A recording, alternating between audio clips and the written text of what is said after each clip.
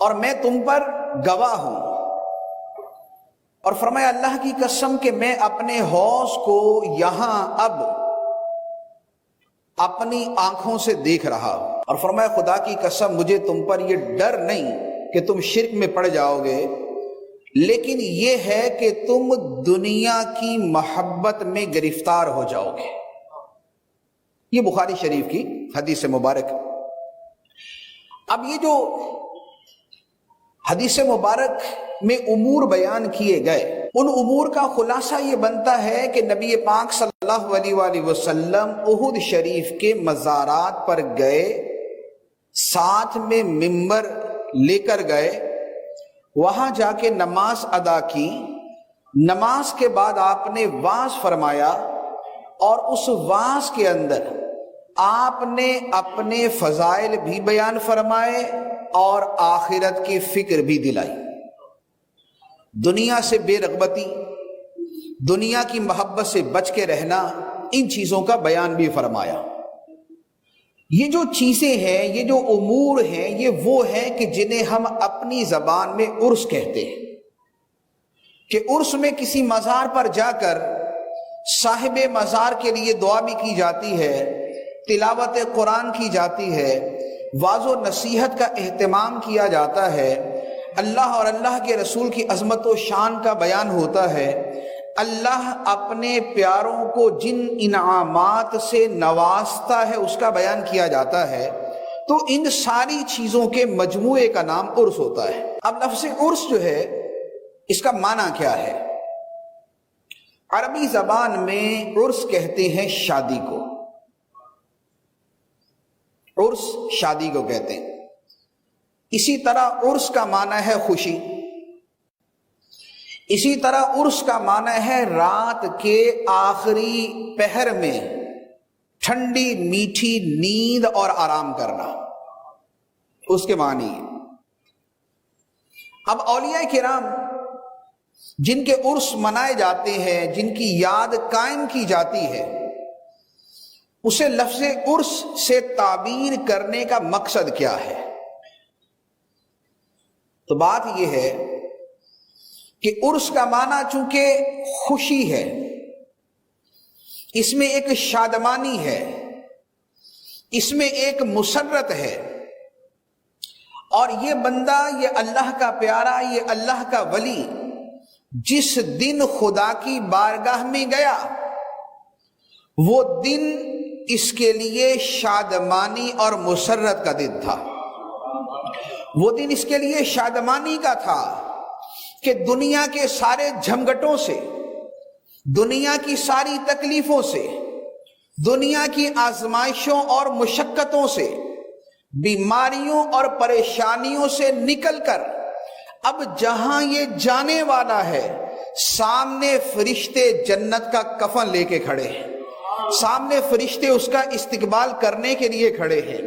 فرشتے اس کے لیے جنت کے پھول لے کے آئے ہوئے،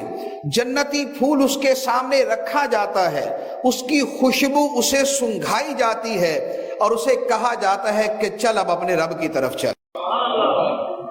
تو اب بتائیے کہ اس ولی کے لیے یہ دکھ کا دن ہے یا خوشی کا دن ہے؟ یہ تکلیف کا دن ہے یا مسرتوں کا دن ہے؟ اولیاء کرام، صالحین، رب کے مقرب، اللہ کے پیارے، خدا سے محبت کرنے والے،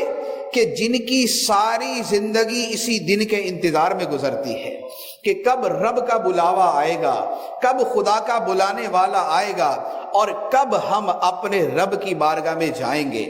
آج اس کی خوشی کا دن ہے، کیونکہ آج اسے کہا جا رہا ہے یا ایتھا النفس المطمئنہ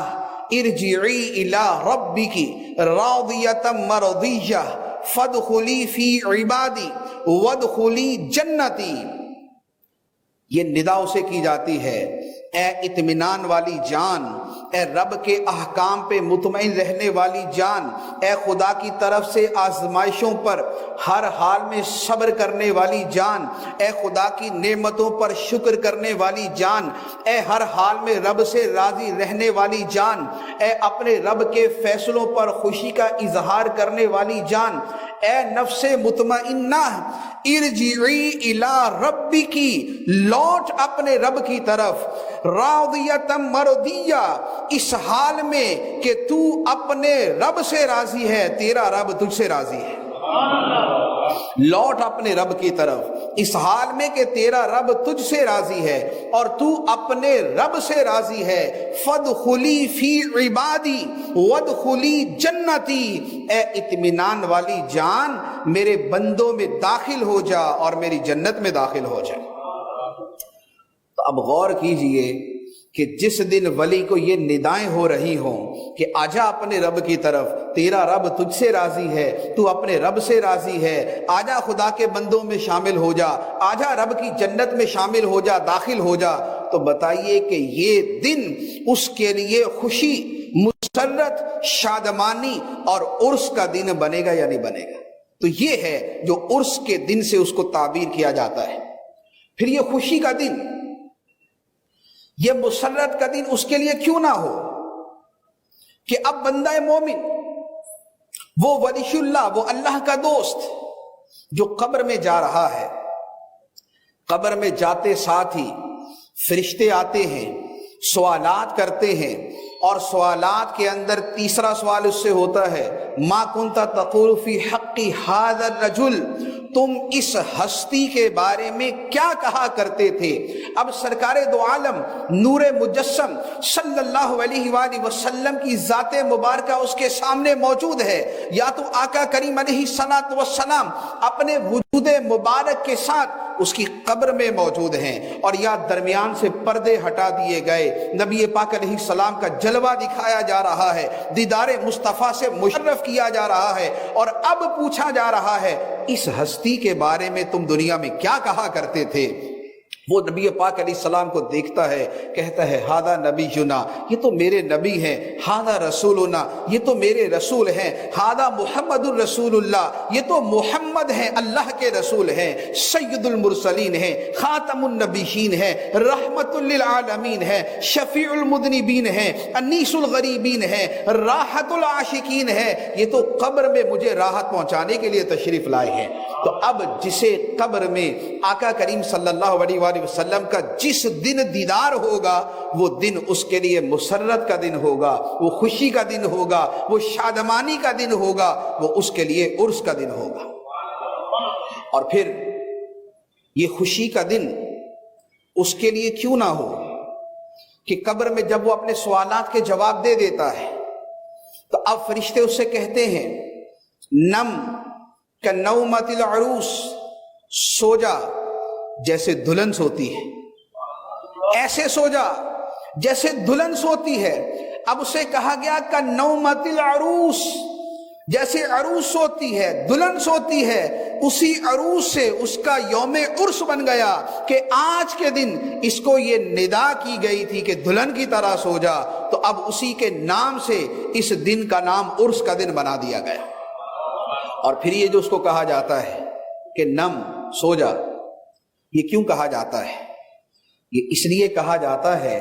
کہ یہ تو وہ بندہ تھا جو دنیا میں راتوں کو سوتا نہیں تھا، یہ وہ بندہ ہے جس کے بارے میں رب فرماتا ہے والذین یبیتون لربہم سجدا وقیاما، اور رحمان کے بندے وہ ہیں جو راتیں اپنے رب کی بارگاہ میں قیام اور سجدے میں گزارتے ہیں، جن کی راتیں خدا کی بارگاہ میں قیام کرتے گزرتی ہیں، جن کی راتیں خدا کی بارگاہ میں سجدے کرتے گزرتی ہیں، جو تلاوت میں رات گزارتے ہیں، جو ذکر الہی میں رات گزارتے ہیں، جو خدا کی یاد میں رات گزارتے ہیں۔ تو اب جو راتوں کو جاگتا رہا، اب اس کو کہا جا رہا ہے سو جا جیسے دلہن سوتی ہے۔ تو نے بڑی بے آرامی کر لی، تو نے بڑی راتیں جاگ لی، تو نے بڑا رب کوئی راتوں کو جاگ کر منانے کی کوشش کی ہے۔ یہ وہ بندہ تھا جس کے بارے میں رب قرآن میں فرماتا ہے تتجافا جنوبہم عن المضاجع یدعون ربہم خوفا وطمعا، فرمایا کہ یہ وہ لوگ ہیں جن کے پہلو ان کے بستروں سے جدا رہتے تھے، جن کے پہلو ان کے بستروں سے جدا رہتے تھے، یہ راتوں کو جاگتے تھے، یدعون ربہم خوفا وطمعا، یہ اپنے رب کو اس کی رحمت کی لالچ میں اور اس کے ڈر سے پکارا کرتے تھے۔ تو دنیا میں ان کے پہلو بستروں سے جدا رہتے تھے، اب ان سے کہا جاتا ہے سو جا جیسے دلہن سوتی ہے۔ یہ وہ لوگ تھے جن کے بارے میں رب نے فرمایا والمستغفرین بالاسحار، اور رات کے آخری پہروں میں استغفار کرنے والے، رات کے آخری لمحات میں استغفار کرنے والے، رب سے بخشش مانگنے والے، کہ جب انہوں نے سن لیا کہ سرکار دو عالم صلی اللہ علیہ وآلہ وسلم نے فرمایا کہ جب آدھی رات ہوتی ہے تو اللہ اپنی شان کے مطابق پہلے آسمان پہ تجلی فرماتا ہے اور فرماتا ہے کوئی مغفرت مانگنے والا کہ اسے بخش دوں، ہے کوئی دعا مانگنے والا کہ اس کی دعا قبول کروں، ہے کوئی رزق مانگنے والا کہ اسے رزق عطا کر دوں، ہے کوئی مجھ سے مانگنے والا، ہے کوئی سوال کرنے والا کہ اس کو عطا کروں۔ تو جب آقا کریم علیہ السلام کا یہ فرمان سنا کہ آدھی رات کے وقت رب کی رحمت جوبن پہ ہوتی ہے، رب اپنی شان کے مطابق پہلے آسمان پہ تجلی فرماتا ہے، تو انہوں نے رات کے آخری پہروں میں جاگنا شروع کر دیا، رات کی آخری گھڑیوں میں جاگنا شروع کر دیا۔ یہ تہجد گزار بن گئے، یہ رات کو تلاوت قرآن کرنے والے بن گئے، یہ رات کو رب کی بندگی کرنے والے بن گئے۔ تو اللہ تعالیٰ ان کے بارے میں فرماتا ہے والمستغفرین بالاسحار، رات کے آخری پہر اپنے رب سے بخشش کی دعائیں مانگنے والے۔ تو جو رات کے آخری پہر جاگتے رہے، جو رات کے آخری پہر جاگتے رہے، ان سے کہا جاتا ہے سو جا، نم کنومت العروس، سو جا آج جیسے دلہن سوتی ہے، کیونکہ دنیا کے اندر تو راتیں جاگ کے رب کی عبادت کیا کرتا تھا۔ رب فرماتا ہے یتلون آیات اللہ آناء اللیل، رات کے لمحات میں یہ لوگ اللہ کی آیتوں کی تلاوت کرتے ہیں۔ تو یہ راتیں ہیں کہ جن کی وجہ سے ان کو قبر کے اندر کہا جاتا ہے کہ اب آرام کرو، اب تمہارے آرام کا وقت آ چکا، اب تمہاری استراحت کا وقت آ چکا، اب تمہارے سکون اور چین کا وقت آ چکا، تم نے اپنا چین رب کی عبادت کے لیے قربان کر دیا، اب تا حشر اور حشر کے بعد تمہارے لیے چین ہی چین لکھ دیا گیا، اب تمہارے لیے سکون ہی سکون لکھ دیا گیا، اب تمہارے لیے راحت ہی راحت لکھ دی گئی، اب آرام ہی آرام لکھ دیا گیا، اب تمہاری ہر گھڑی، اب تمہارا ہر لمحہ، اب تمہاری ہر ساعت یہ تمہاری مرضی کے مطابق ہے، کیونکہ زندگی تو نے رب کی مرضی کے مطابق گزاری، اب قبر میں تیری زندگی رب نے تیری مرضی کے مطابق کر دی، آخرت تیری مرضی کے مطابق کر دی۔ وَلَكُمْ فِيهَا مَا تَشْتَهِي أَنفُسُكُمْ وَلَكُمْ فِيهَا مَا تدعون، تمہیں ہر وہ شے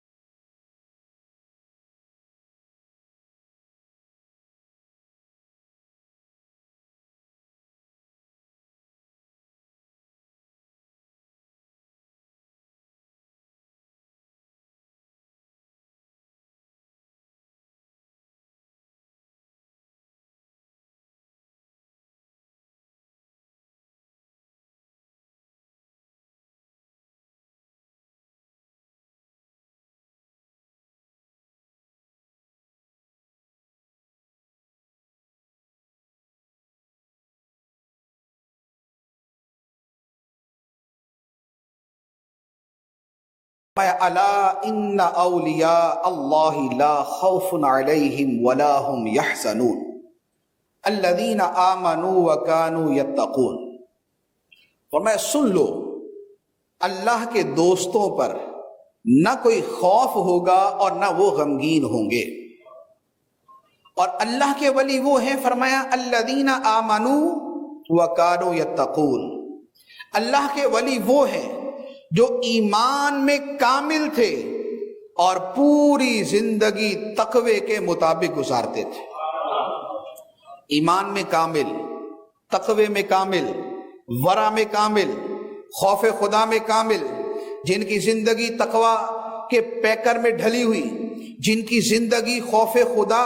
کا ایک مجسم تھی، جن کی زندگی کے اندر، جن کی خلوتوں جلوتوں میں تقوی کا نور نظر آتا تھا، فرمایا کہ جو دنیا میں ڈرتے رہے اب قیامت کے دن ان کو ڈر نہیں ہوگا، جو دنیا میں آخرت کے بارے میں غم زدہ رہے کہ کیا بنے گا، آخرت کے دن خدا ان کو بے خوف کر دے گا، بے غم کر دے گا۔ اب ان کی جو بے خوفی ہے اور جو ان کے غم سے ان کی نجات ہے، بچت ہے، حدیث مبارک ہے، ابو داؤد شریف کی حدیث ہے، سیدنا عمر فاروق رضی اللہ تعالیٰ عنہ فرماتے ہیں کہ نبی کریم صلی اللہ تعالیٰ علیہ وآلہ وسلم نے ارشاد فرمایا قیامت کے دن کچھ لوگ ہوں گے جو نور کے ممبروں پر بیٹھے ہوں گے، نور کے ممبروں پر بیٹھے ہوں گے، اور فرمایا کہ ان کے چہروں سے بھی نور برس رہا ہوگا، اتنے نورانی، اور فرمایا ایسا مقام ہوگا کہ نبی اور شہید انہیں دیکھیں گے تو انہیں دیکھ کر خوشی اور مسرت کا اظہار کریں گے کہ یار کیسے لوگ ہیں جو نور کے ممبروں پر بیٹھے ہوئے، جو نور کے ٹیلوں پر بیٹھے ہوئے، جن کے چہروں پر نور ہے، مخلوق غم زدہ ہے یہ بے غم ہے، مخلوق خوف زدہ ہے یہ بے خوف ہے، مخلوق پریشان ہے یہ پریشانی سے بالکل محفوظ ہیں۔ تو صحابہ کرام نے عرض کی یا رسول اللہ صلی اللہ علیہ وسلم یہ کون لوگ ہوں گے جن کو یہ مرتبہ ملے گا، یہ کون لوگ ہوں گے؟ نبی پاک علیہ الصلوۃ والسلام نے فرمایا کہ یہ وہ لوگ ہوں گے جو دنیا میں کسی سے صرف اللہ کے لیے محبت کیا کرتے تھے، کسی دنیاوی مال و متاع کی وجہ سے نہیں، کسی دنیاوی مفاد کی وجہ سے نہیں، ان کا دل محبت الہی سے ایسا لبریز ہوگا کہ ان کے افعال، ان کے اقوال، ان کے تعلقات، ان کے جذبات، ان کی سوچیں، ان کا لینا دینا، ان کا محبت کرنا یا بغض رکھنا سارے کا سارا اللہ کے لیے ہوگا۔ تو فرمایا کہ جس دن لوگ خوف زدہ ہوں گے یہ بے خوف ہوں گے، جس دن لوگ گھبرائے ہوئے ہوں گے یہ گھبراہٹ سے امن میں ہوں گے۔ تو یہ اللہ تعالیٰ کے اولیاء ہے، کیونکہ یہ جو مرتبہ ہے کہ محبت صرف اللہ کے لیے، لینا دینا صرف اللہ کے لیے، تعلقات صرف اللہ کے لیے، لوگوں سے جو بھی قرب و بود ہے صرف اللہ کے لیے، ایسا وصف اولیاء کرام ہی کو نصیب ہوتا ہے۔